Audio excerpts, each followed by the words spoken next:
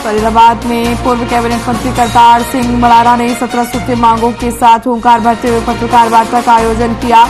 आपको बता दें कि इस मौके पर पूर्व कैबिनेट मंत्री ने 17 सूत्रीय मांगों को मीडिया के सामने रखा, जिसका रिबन उन्होंने फरीदाबाद के सीनियर पत्रकार महेंद्र धूत से कटवाया और दीप प्रज्वलन करवाया।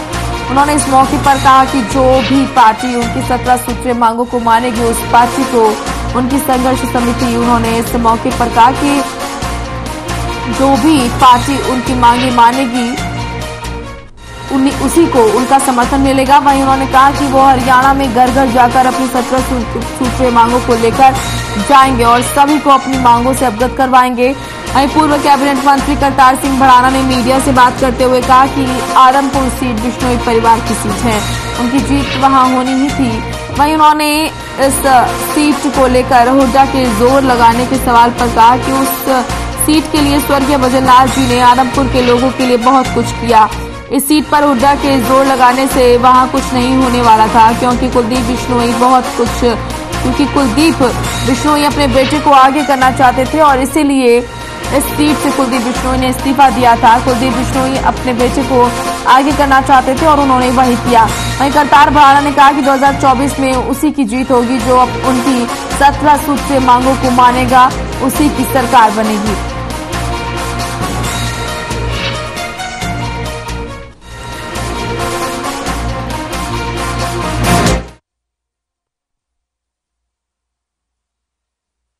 देखिए, भजनलाल जी का वो क्षेत्र रहा है, उनकी राजनीति का क्षेत्र है, वहाँ उन लोगों पे काम किए हैं, उनका वो एरिया है, तो वहाँ पे उनका जीत होनी चाहिए थी। ये कोई नई बात नहीं है कि वहाँ से वो जीतते ही आए। अपनी अपनी जगह है, हुड्डा अपनी जगह पे बात करे तो अच्छा लगता है। अब वो जगह है, वहाँ पे कितना ही जोर लगा ले, जो उनका एक घर है, जो उनकी परंपरा सीट है, जो जिसके लिए उनने हरियाणा के लिए जो भी किया वहाँ पे किया है, उस सीट के लिए लोगों को लगाया, तो वहाँ तो वो जीतनी ही चाहिए थे। क्योंकि देखिए, कोई इससे कमजोर नहीं होता, कहीं पे कोई समीकरण होता है। हुड्डा अपनी जगह पे मजबूत है, ये अपनी जगह पे मजबूत है। हुड्डा एक पार्टी का अध्यक्ष है, ये अभी अध्यक्ष तो है नहीं, ये कोई अध्यक्ष तो है नहीं पार्टी के, ये तो भाई उनका बेटा है, खुद इस्तीफा दे के लड़ रहे हैं, तो उसमें कोई बात नहीं है। वो अभी आगे बेटा को करना चाहते हैं। पूरी तो तभी होंगी जब सरकार करना चाहेगी। अभी तो हमने सरकार से मांगा है और हमें उम्मीद है कि कोई भी मुख्यमंत्री और कोई भी प्रधानमंत्री अपने देश के लिए कुछ ना कुछ करना चाहता है, और हम ये एक ऐसा रास्ता लेके आए हैं जिससे राम राज आएगा, तो करना चाहेंगे।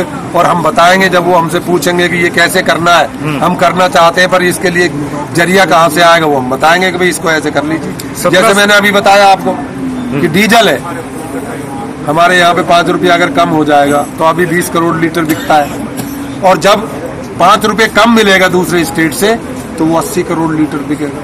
टर्नओवर बढ़ेगी, टर्नओवर जो हमारा प्रॉफिट है उसकी टर्नओवर बढ़ जाएगी, हमारा घाटा बराबर हो जाएगा। सबसे मुख्य तो ये है कि हर परिवार को, हरियाणा का जो निवासी है उसको 1 लाख रुपए तो उस कंडीशन पे, बिजली पे, पानी पे, हॉस्पिटल पे, स्कूल पे जो मेरी डिमांड है उनके साथ 1 लाख रुपया चाहिए। और अगर उन डिमांडों में कोई दिक्कत आती है, कोई बात होती है, तो फिर मुझे 1.25 लाख चाहिए रोजगार के लिए। वो 1.25 लाख का रोजगार एक परिवार को दे। और जो हमारी तनख्वाह है, जो एक आदमी की जरूरत है, कोई भी मजदूर की मजदूरी 35,000 रुपये से कम नहीं है, चाहे वो फैक्ट्री में करता है, किसी भी लेवल का हो, ज्यादा चाहे कितनी हो। फिर उस स्थिति में अगर उसको कुछ और नहीं मिलता है रेवड़ी, तो फिर उसको 35,000 रुपये में कम से कम मिलनी चाहिए, ये मांग है। बिजली का अधिकार वो तो उसमें 17 लिखे हुए हैं सारे, आप देख लें। लेकिन बिजली और ये कई बार जो है केजरीवाल जी कहते हैं ये रेवड़ी है, दूसरे कहते हैं ये रेवड़ी है। मैंने सोचा कि ये रेवड़ी में ना बट जाए तो मैं अपनी डिमांड साथ में रख देता हूँ। अगर ये रेवड़ी है इनमें कोई भी, तो उसकी बजाय हमें तो सीधी। तो आपने कहा है कि वहाँ का ऐसा है सिस्टम कि 20,000 लीटर उनने पानी का कहा, 300 यूनिट बिजली का कहा। वो बिल कभी जब इलेक्शन का दौर होता है उस टाइम में वो बिल नहीं देते, उस टाइम बिल नहीं आते। और जैसे ही इलेक्शन निकल जाता फिर वो 300 से ऊपर का ही बिल आता, नीचे का कोई आता ही नहीं। 20,000 पानी का लीटर का जो फ्री तक है वो फ्री का बिल ही नहीं आता, 21,000 का आता है।